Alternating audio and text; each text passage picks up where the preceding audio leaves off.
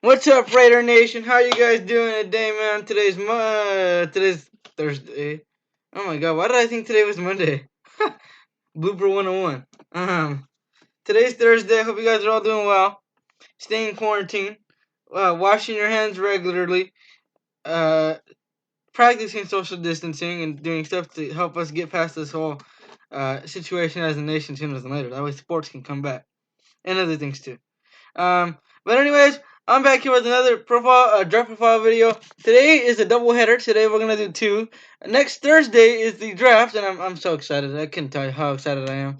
But I've realized that if I want to start doing the amount of prospects that I did last year, this year I gotta start putting out 2 a day. So that's what we're doing. So this is one of 2 videos today. So today we're gonna start off with Troy Dye, linebacker from Oregon. If you guys heard my podcast yesterday with Raiders_Nation on Instagram, go follow him. By the way, I had said I had us do mock drafts, and we both picked Troy Dye at number 81. So I could definitely see that. We both also discussed the fact that Troy Dye would be the perfect rotational linebacker in the 3 linebacker set. You know, him, Nicholas Morrow, and Marquel Lee can all rotate to be in that role. And like I said, that would be good for them 3. I would love to have Troy Dye on the team. Like I said though, we discussed the fact that he would be the perfect rotational linebacker, and I think that's exactly what Lance Zerlin is thinking. And he says, good backup who can become starter. They give him a 6.15 grade. Not bad. Yeah, he's probably going to start as a backup, a third down weak side linebacker. But like I said, he could be a starter. I'll tell you what, with the linebacker issues the Raiders be having, even though we signed Corey Littleton and Nick Witowski, we're still going to have some linebacker issues, no doubt about it. Probably not with Corey Littleton, but more so the left side and the right side. Anyways, you know, I know that he can easily become a starter on the Raider squad. Just know that. So, yep. Let's go ahead and look at some of his strengths and weaknesses now, as we always do. That's him right there. Alright. So, it doesn't seem like he took part of the combine, so that kind of sucks. Anyways, it says, Dye was a 3-star prospect at Norco High School in California. Real quick, I want to say this. Somebody was doing a poll on Instagram asking which state had the best football prospects of all time. Somebody said Texas, but I think it was California. I mean, California had the likes of Michael Thomas, Aaron Rodgers. Trying to think of some of the guys. At one point, Tom Brady. So, I mean, I think it's California. Anyways, but played like a 5-star for the Ducks since his true freshman season. He enrolled in Eugene a semester early, giving him the jump on things so he could start 9 of 11 games played in 2016, gathering freshman All-American and honorable mention All-Pac-12 honors, 91 tackles, 13 for loss, 6.5 sacks, and 1 interception. Not bad. Dye started all 13 games, led the Ducks in tackles, and was named second team all-conference by league coaches in both 2017, 107 tackles, 13.5 for loss, 4 tackles, 1 interception, 4 pass breakups, and in 2018, 115 tackles, 8 for loss, 2 sacks, 1 interception. So in each one of his college seasons, it sounds like he's gotten an interception. That's good consistency there. Can't even lie. He led the Ducks to tackles for the 4th straight year in 2019 to earn second team all-conference notice, posting 84 stops in 13 games, 9.5 for loss, 2.5 sacks, as well as 2 interceptions, 4 pass breakups, and 2 forced fumbles. Football is a thing in the Dye household. His brother Travis is a sophomore running back for Oregon. His father Mark played at San Jose State. His brother Tony played at UCLA for a short time in the NFL, and another brother, Jordan, played receiver at Sterling College. Well, future generations of Dyes, like the future generations of Watts. T.J. Watt, Derek Watt, and J.J. Watt. So this could be another one of that trio if that all works out for them. That's cool. That's really cool. You like seeing that kind of stuff. Another example of that is the McCourty twins. Devin McCourty and Jason McCourty. So yeah. So Dye's NFL comparison is Zach Cunningham. Now I will say something about Zach Cunningham. He was really overhyped coming out of college, coming out of Vanderbilt. I really didn't think he was all that. He just didn't seem lengthy enough. He played more like a rush end. But the Texans took him nonetheless, and I think you could say it's worked out. I don't think that he was all that. I don't think he's still all that either. But hey, it's okay. It's easy to fall in love with the tackle production, football IQ, and sideline range, but his slight frame and difficulty keeping weight on could be a major stumbling block for him in the way teams view his pro potential. His skill set and recognition are best suited along the inside, but due to his size, he may need to apply his trade as an outside backer in a 4-3 defense. Now, that could work out for him because the Raiders actually play a 4-3 under Paul Guenther. He has a 3-down talent with the amplitude to cover our blitz and is in line to go from plus backup to eventual starter if he can keep good weight on his frame. So it sounds almost like what Max Crosby has to do. Keep good weight on, be a starter. If not, yikes. So anyways, let's go ahead and look at some of his strengths and weaknesses now. So here we go. Some strengths. Oh, I hate that thing gets in the way. Alright, there you go. Alright, so some strengths for him. Scouts say he keeps the locker room loose. Okay, that means he's a leader. Gutted it out with a broken thumb against rival Washington. Ouch. I mean, Crosby once did that with a broken wrist in the preseason. Remember that? He played preseason game 2 against the Rams with a broken wrist. So, I mean, hey. It's crazy how fast Crosby came back from that, huh? Shout out to Hard Knocks for showing that. But anyways, known for his high football IQ, has history of elite tackle production dating back to high school. Wow.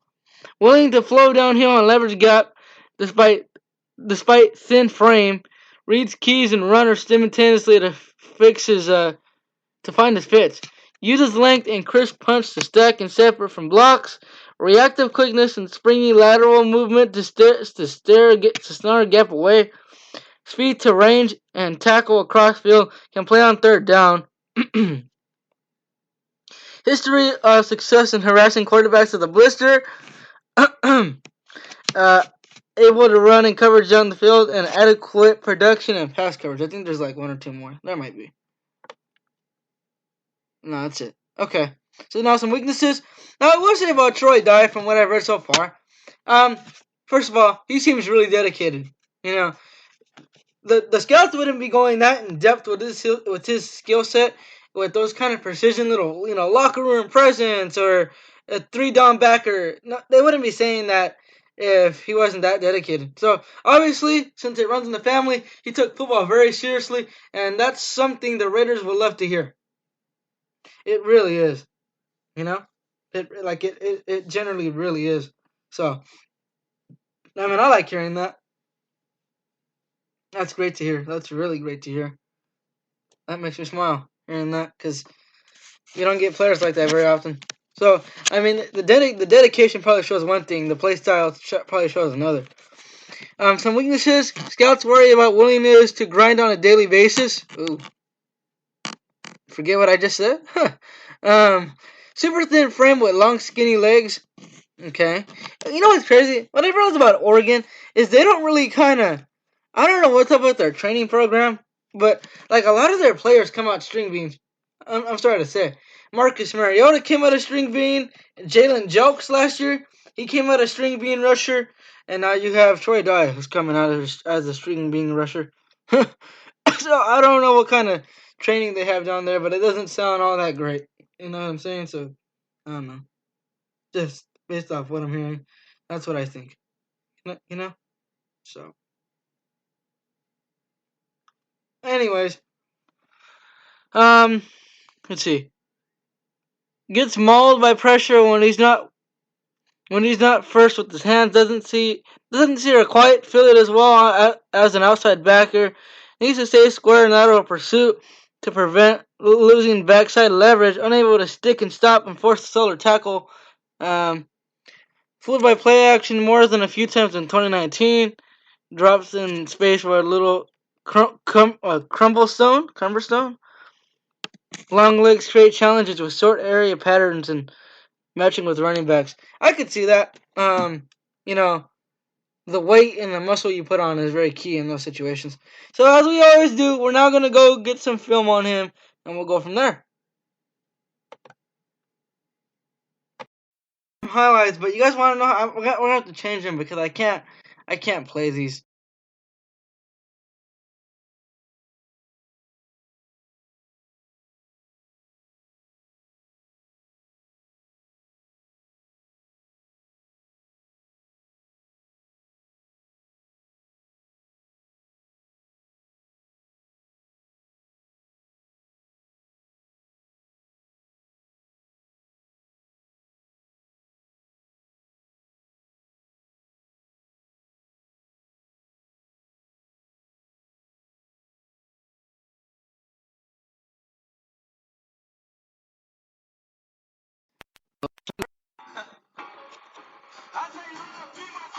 Oh.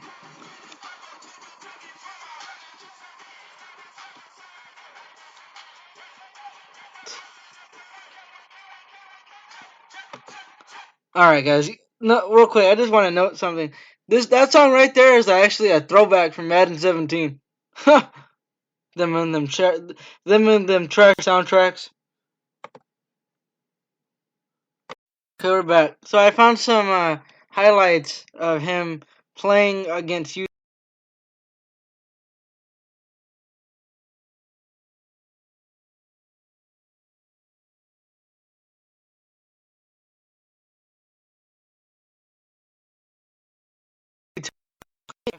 Or don't ever have your cable provider be Xfinity, please. Don't ever do it to yourself.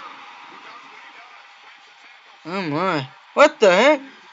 Yes.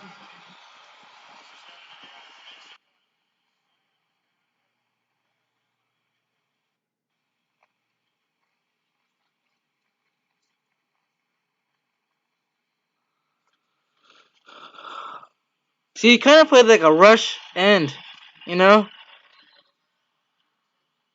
There he is in the middle, pushes up, has good footing. A little late.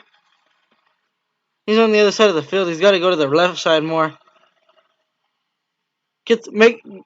Stops him. I think that's gonna be 30 inches there. 4th and 1. They push up the hole, and he helps push up the gap and make a stop. Oh, 25, guys. Sorry. He's a little late on the other, like being silent on the sideline. I could see what they're saying by silent on the sideline, though. There he is. All late. That's gonna be a freaking. It's gonna be a. Look at him. There he goes. Pushes the pocket. Brings pressure. Kind of plays like a safety right there. I don't know why, but he does. You really can't see him do much, man. That's concerning. He's gotta be faster. He's gotta have a better sense of urgency. He's definitely gonna start as a backup to start his NFL career. He's gotta bulk up. He really does.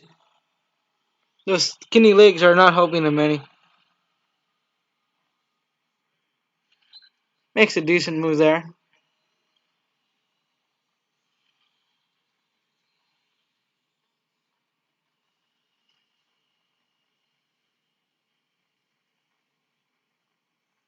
Ooh, nice. Whew. 25 got put on his tush. You don't even see Troy die anywhere. He's really late. I mean, he pushes up the gap there to try to create some pressure, but it doesn't help much. He's tiny. That's not good. He needs to bulk up And he needs to have a better sense of awareness. Because that's not good at all. I see a lot of weaknesses in his game. But they're easy to work on. That number 25 looks good, man.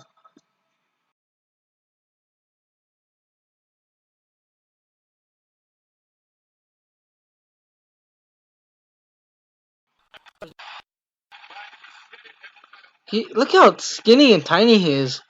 He's not linebacker built at all. I mean, he's got good footwork, but he's just not there. He's just not there.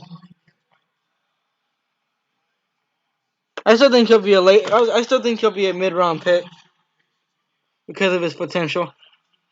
See, he should be rushing the passer. Like he should be more up in the actual. Good back pedal. Makes a late tackle.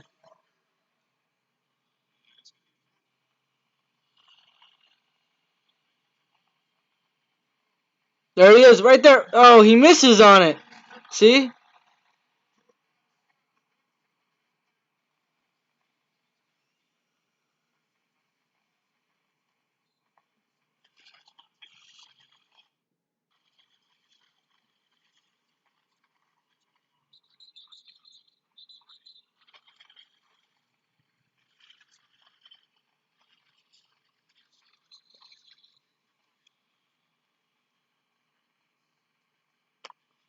I think that has to be his best play. The little push on the left guard.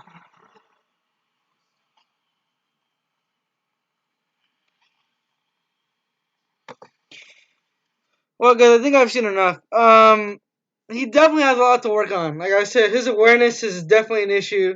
Kind of needs to gain some speed under him. Needs to bulk up. So I mean, there's a lot of things for him to work on. But like I said, they're easily fixable.